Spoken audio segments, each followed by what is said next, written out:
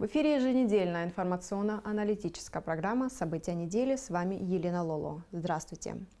В Сухуми 4 дня работал 7-й съезд Всемирного Абхазо-Абазинского конгресса. Без преувеличения главное событие недели. На форум съехались гости из Турции, стран Ближнего Востока, республик Северного Кавказа. Обсуждались вопросы сохранения и развития языка, дальнейшие планы по возвращению абхазо-адыгской диаспоры на историческую родину. Говорилось о том, как улучшить демографическую ситуацию и сохранить национальную идентичность. Новые вызовы современности требуют расширения и укрепления культурных и научных связей. Были внесены изменения в структуру Конгресса и избран новый руководитель организации. Хроника 7-го съезда Всемирного Абхазо-Абазинского конгресса в репортаже Ирины Арчба. 250 делегатов и гостей из России, Турции, стран Ближнего Востока и, конечно, Абхазии собрал открывшийся в Сухуми очередной 7-й съезд Всемирного Абхазо-Абазинского конгресса. Съезд Всемирного Абхазо-Абазинского конгресса – очень важное событие в перспективе развития единства, взаимосвязи наших народов, отметил, приветствуя участников съезда президент Рауль Хаджимба. Мы собрались здесь, чтобы еще раз обратиться к нашей истории, дать оценку современному состоянию, обсудить намеченные цели и существующие на сегодняшний день проблемы, подчеркнул президент.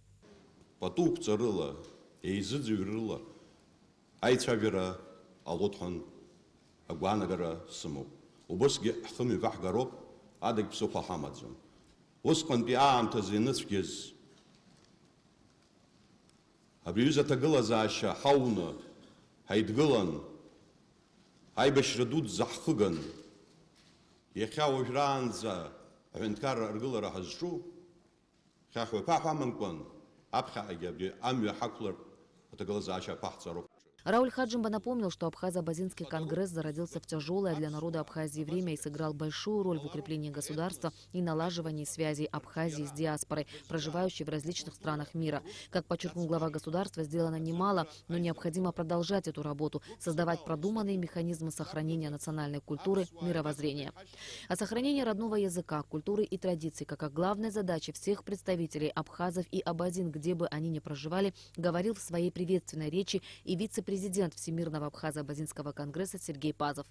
Представители абхазской диаспоры разбросаны по всему миру, но у нас есть маленькая независимая родина, и мы все вместе должны сделать так, чтобы Абхазия стала сильным и развитым государством, отмечалось в выступлении вице-президента Международной ассоциации абхазо-абазинского народа Джаналетдина Ардзенба. Приветственное обращение к участникам съезда прислала постоянный представитель Республики Абхазия в Германии Хибла Амичба. В обращении, в частности, предлагается провести всемирную перепись абхазского, абазинского, черкесско-адыгского народов. Для этой цели уже создан специальный сайт.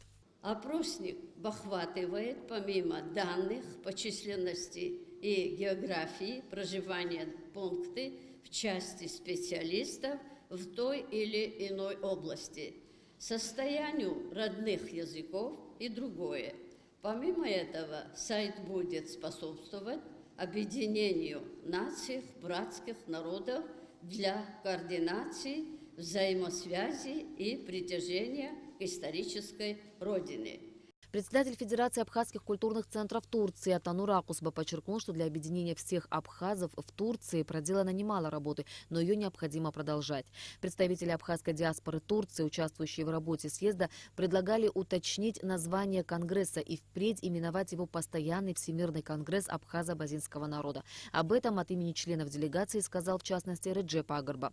Кроме того, абхазская диаспора Турции предлагает повысить статус Госкомитета по репатриации, преобразовав его в министерство, а также выработать, используя мировой опыт, оптимальную политику в сфере репатриации. Второй день работы съезда делегаты посвятили решению кадровых вопросов, принятию нового устава и положения Конгресса. Согласно новому уставу, вместо должности президента создан Высший совет ассоциации Всемирного Абхазо-Абазинского конгресса. Должность генерального секретаря отныне будет называться исполнительной. Председателем Высшего совета Всемирного Абхазо-Абазинского конгресса единогласно был избран Муса Экзеков. Новый глава организации сменил на этом посту Тараса Шамба, который возглавлял конгресс четверть века. Он был избран почетным президентом организации. В рамках съезда были проведены заседания, различные встречи и круглые столы. А 9 декабря в субботу президент Абхазии Рауль Хаджимов встретился с участниками 7-го съезда Всемирного Абхазо-Абазинского конгресса. Президент подчеркнул, что государство будет оказывать всестороннюю поддержку работе конгресса.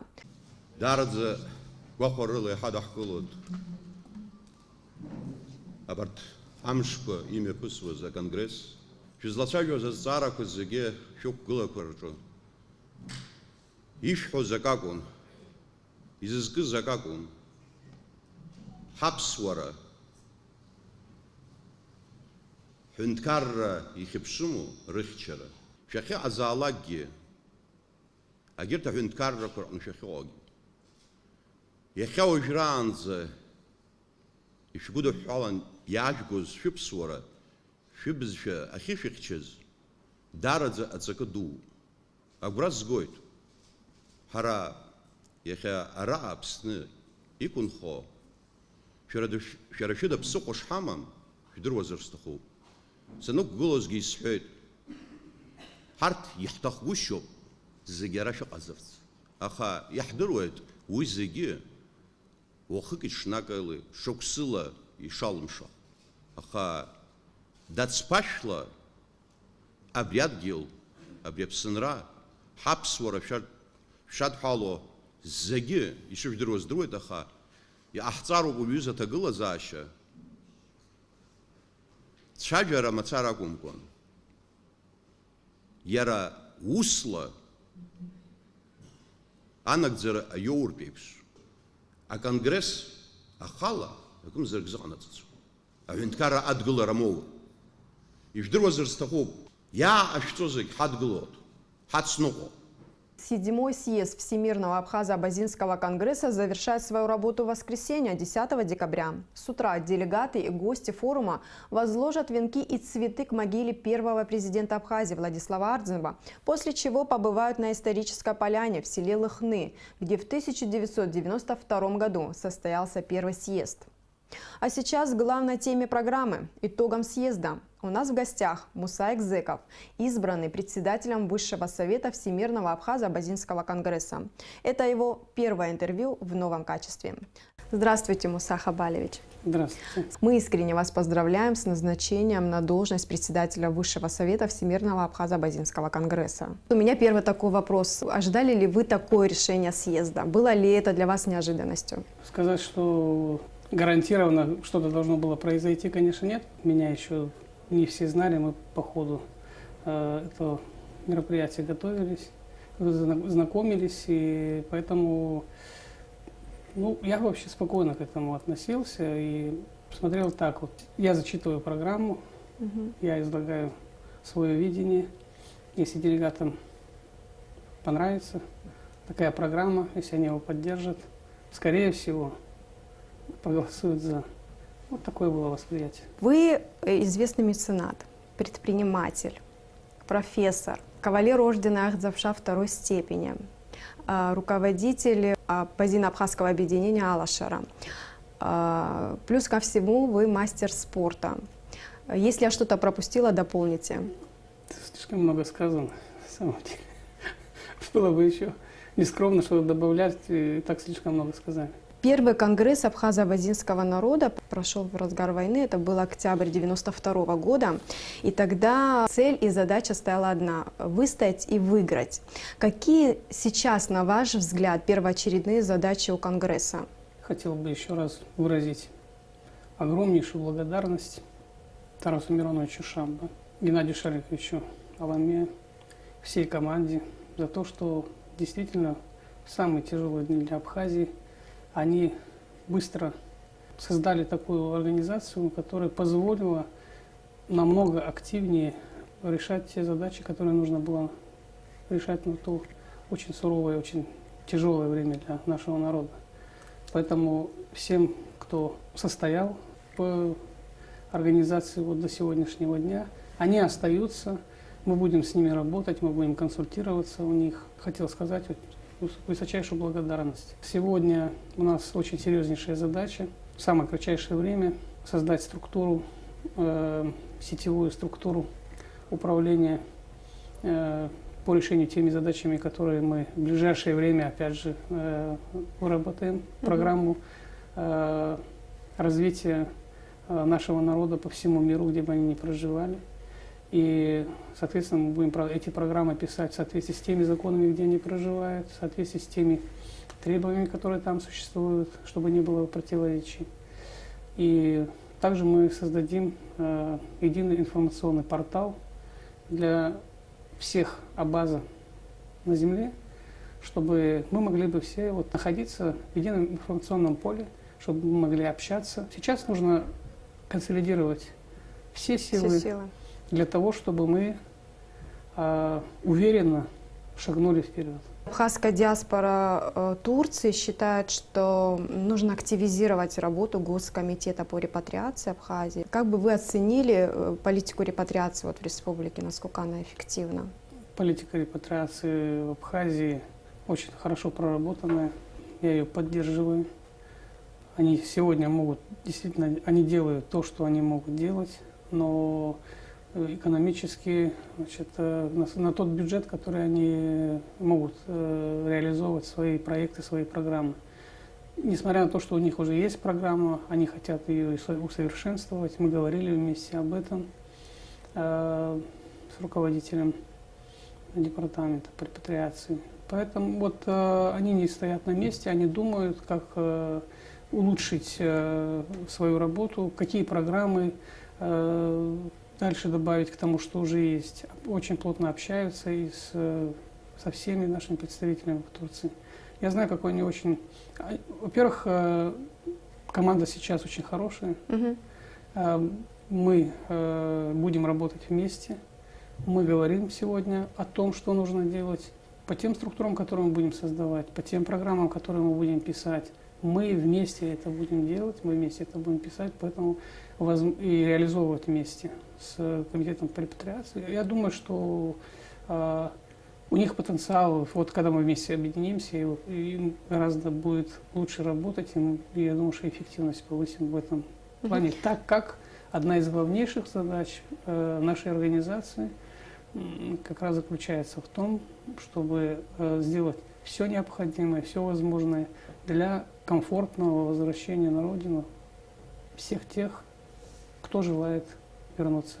А есть ли смысл повышать статус Госкомитета и преобразовывать его в министерство? Тоже звучало вот такое предложение.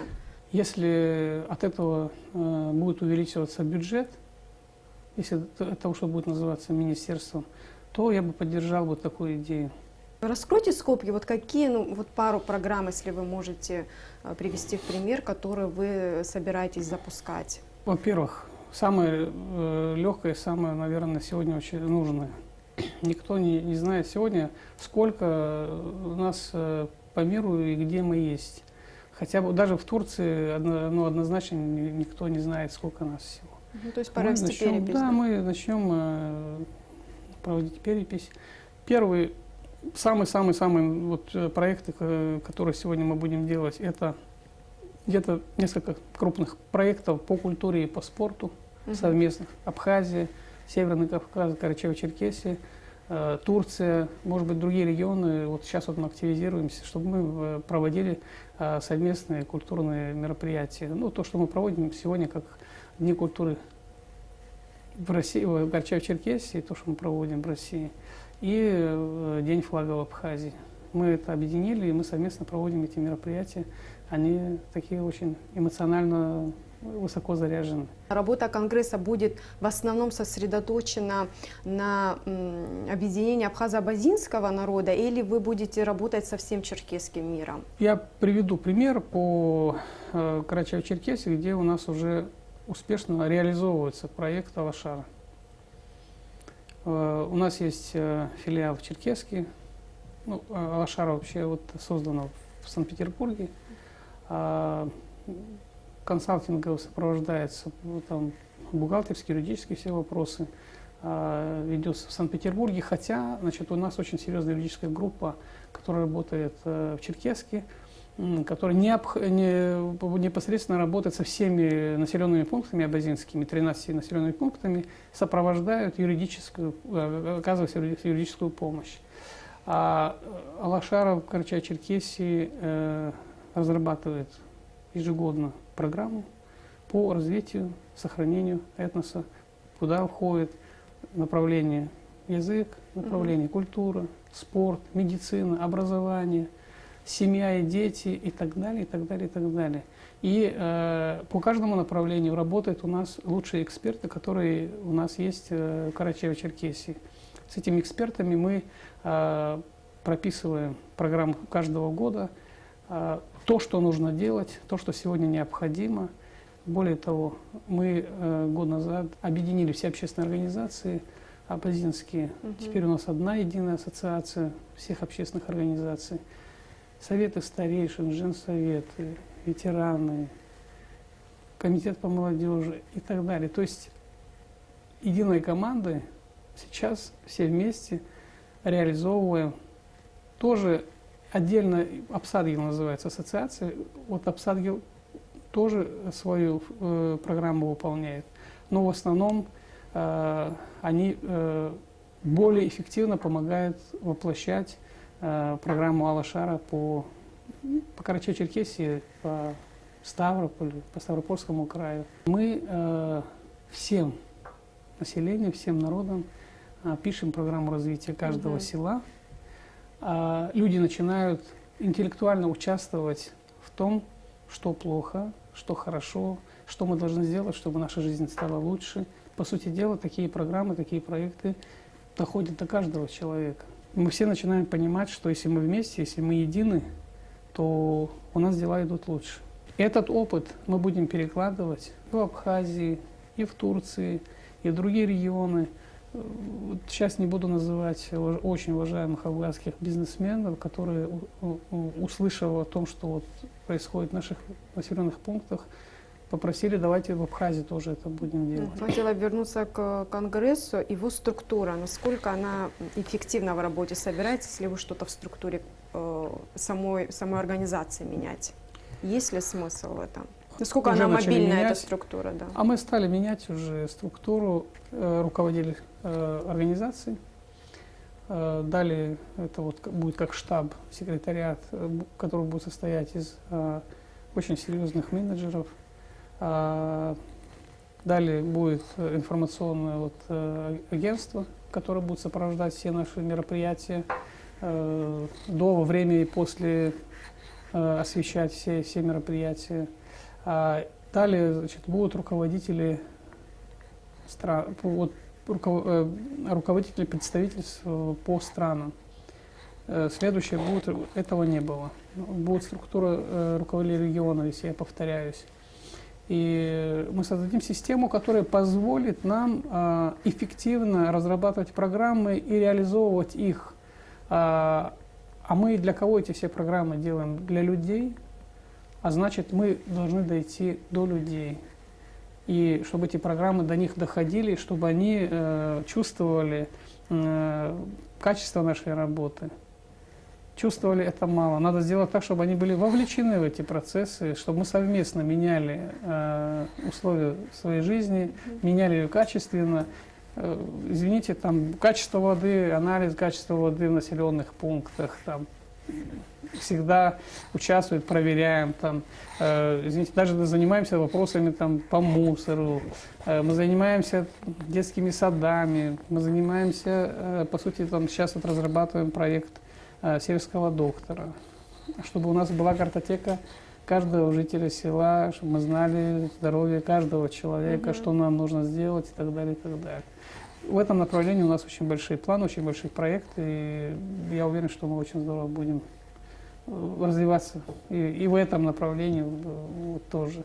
Ну, вы, я так понимаю, будете в работе с Абхазией привлекать научный потенциал Абхазии, да, специалистов? Алашара совместно с Академией наук Абхазии, которая объединяет всех ученых в Абхазии, и в Карачаево-Черкесии, и в Москве.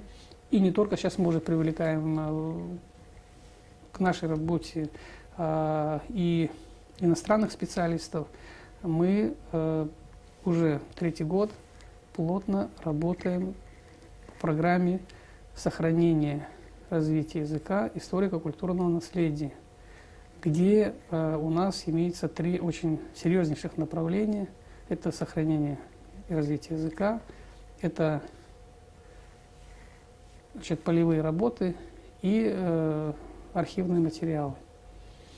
И вот в этом плане ученые с ученым мы очень плотно работаем, взаимодействуем. А что касается работы на земле, в населенных пунктах, какие программы нужно разрабатывать, чтобы менять уровень жизни населения, конечно, мы будем привлекать экспертов не только материально. Естественно, если говорить на культурное направление, мы обязательно подключим всех деятелей культуры, мы предложим им свой вот этот талант донести до каждого ребенка, до каждого молодого человека, в каждую семью, если они способны это делать.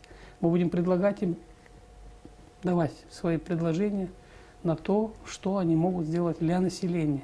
Работа непочатый край, если мы захотим работать, а мы хотим работать, то каждый талантливый человек, каждый, кто может внести что-то полезное, сделать для своего народа, мы такую площадку, такие возможности обязательно организуем. Да? Конечно.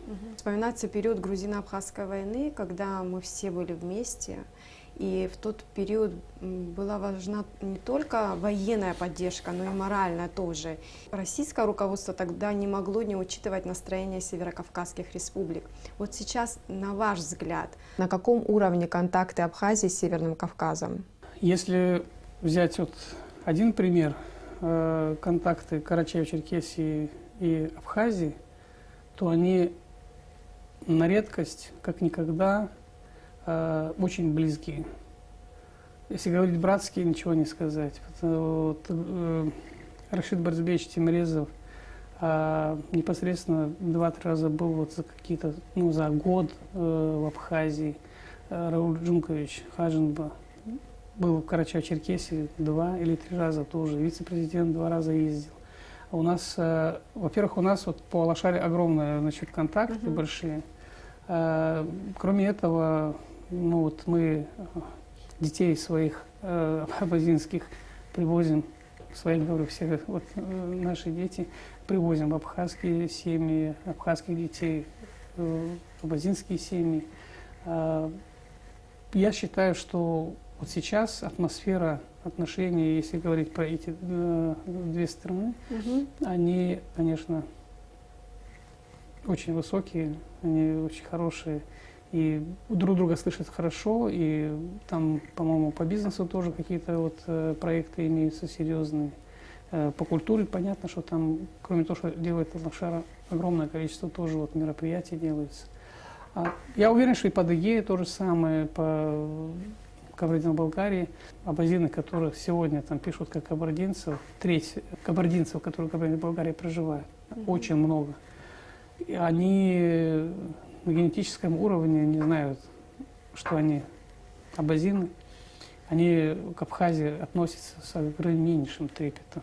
Я думаю, что благодаря еще тому, что руководство Абхазии в этом направлении достаточно хорошо работает. Вы довольно часто бываете в Абхазии с благотворительной миссией и вот с такой миссией по развитию и сохранению абхазского языка.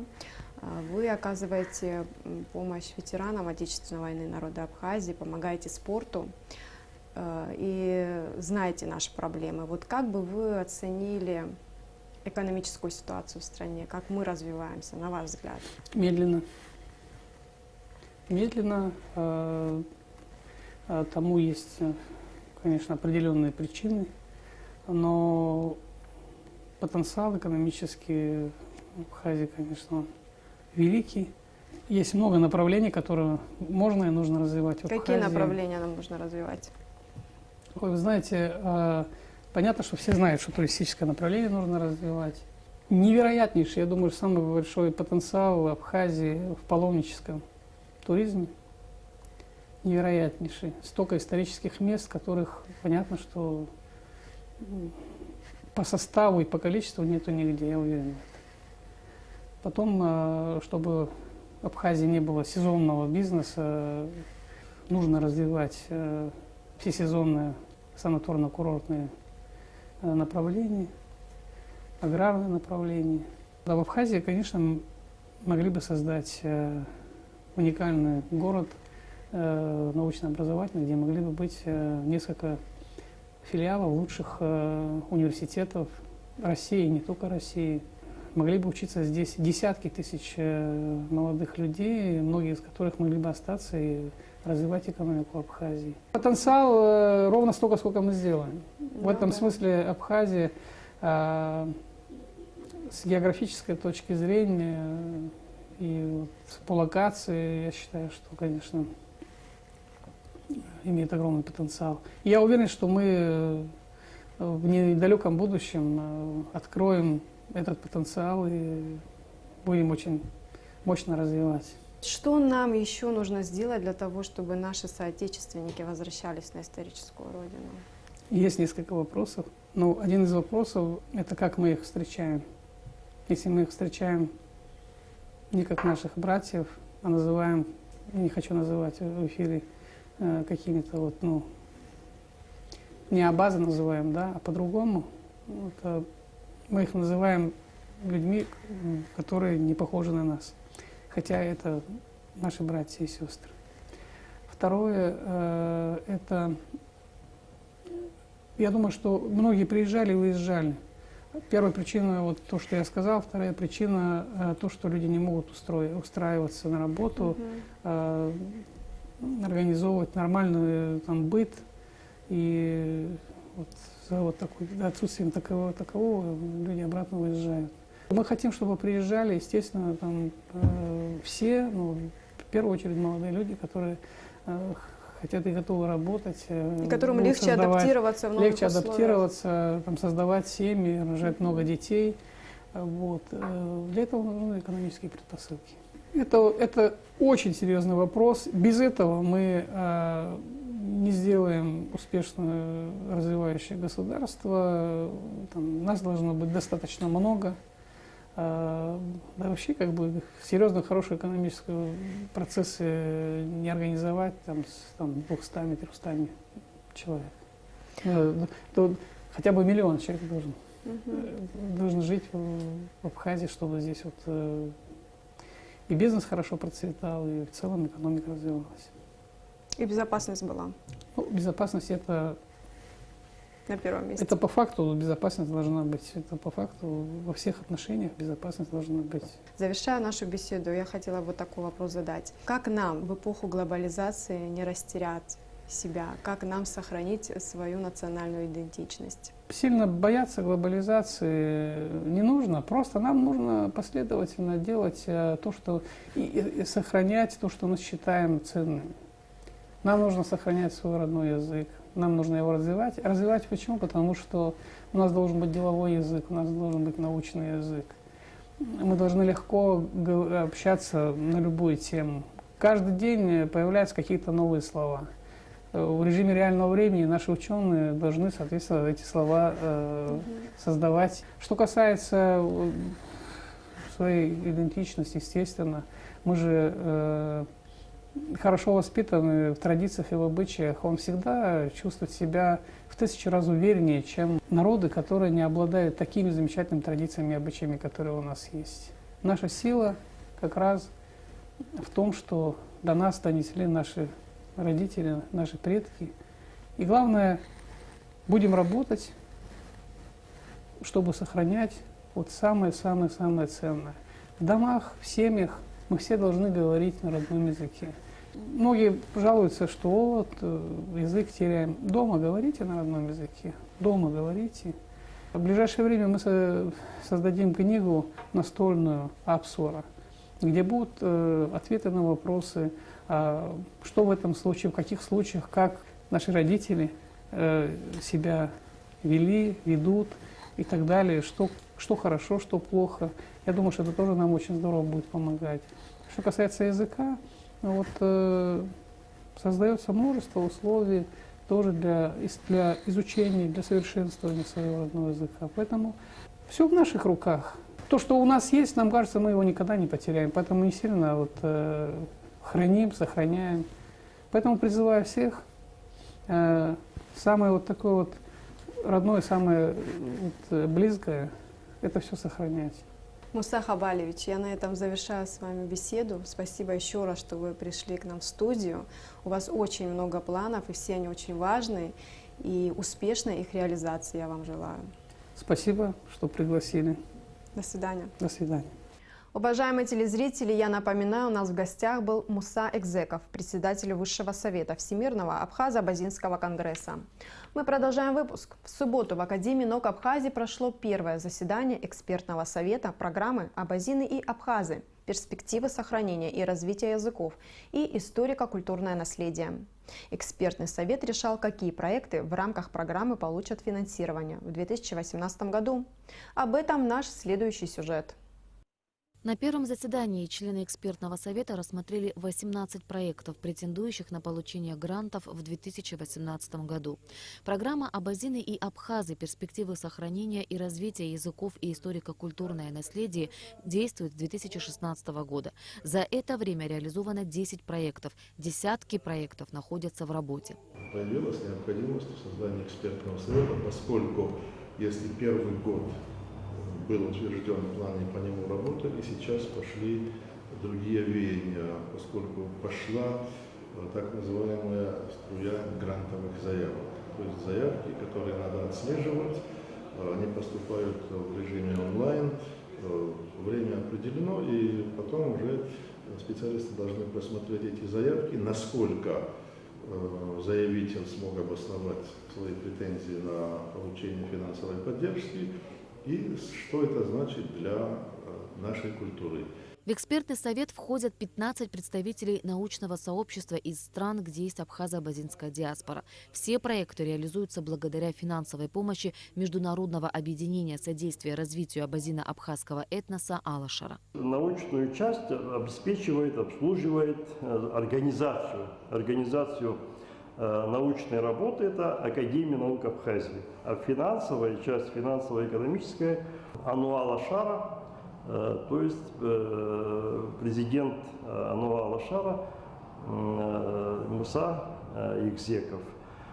Конечно же, нам бы хотелось бы, чтобы наши люди, имеющие возможность, чтобы обратили на этот пример, на ход развития нашей программы. Но пока, к сожалению, только один человек все это финансирует. Я скажу честно, у нас объемы финансирования, они не маленькие. Сегодня на заседании экспертного совета будем обсуждать суммы до 10 миллионов на 1 год. На следующем заседании Совета эксперты заслушают отчеты о проделанной работе. А уже с марта месяца 2018 года начнется прием заявок на получение грантов в 2019 году. Заявки будут приниматься до октября месяца включительно. Ирина Аршба, Ильдар Тамиров для событий недели.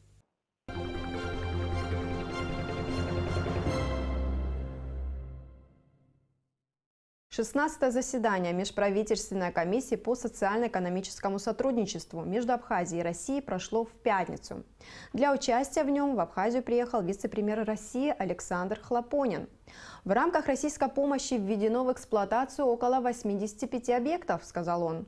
В свою очередь президент Рауль Хаджимба поблагодарил за финансовую помощь, которую выделяет Россия Абхазии. Все запланированные мероприятия выполняются в срок, сказал глава государства. Он предложил сосредоточиться на нескольких направлениях, в частности, на развитии курортологии.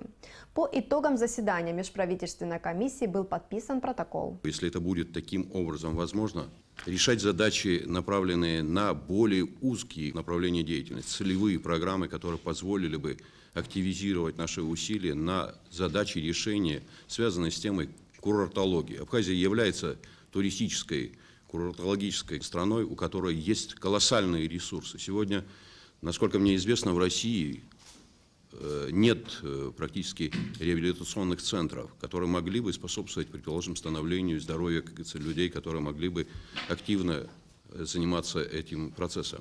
Абхазия готова в этом направлении работать. И если такие возможности будут предоставлены, если такие решения будут приняты, я не сомневаюсь в том, что это было бы полезно для обоих государств. этот год, за 2017 год, уже мы даже налицо видим колоссальные изменения, которые происходят в республике, начиная от инфраструктурных объектов, социальных объектов. Объем ввода в эксплуатацию количества объектов, он действительно идет там семимильными шагами, и здесь, безусловно, качество работ значительно меняется. Это большая заслуга правительства республики, которое активно работает по всем этим направлениям. Около 85 объектов мы в этом году завершим. Это действительно большой такой серьезный прорыв.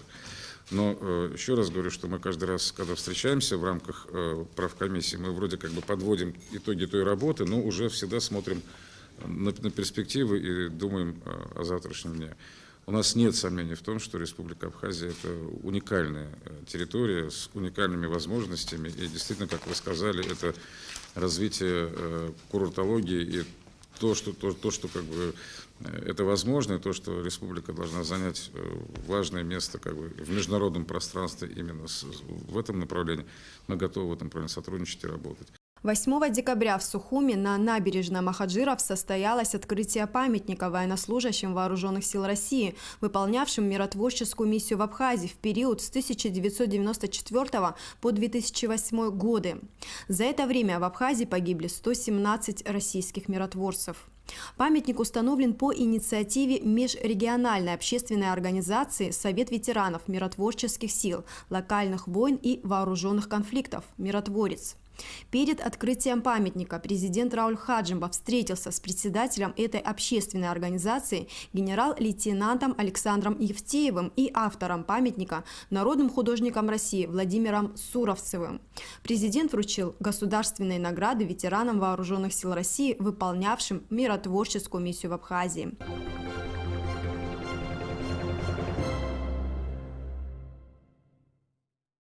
Главная елка страны, установленная на площади Свободы в Сухуми, будет красочнее, чем в прошлом году, сказал главный художник Сухума Руслан Габлия. Администрация столицы заказала новые игрушки, которые уже во вторник прибудут в Абхазию, и уже к концу следующей недели елка приобретет праздничный вид.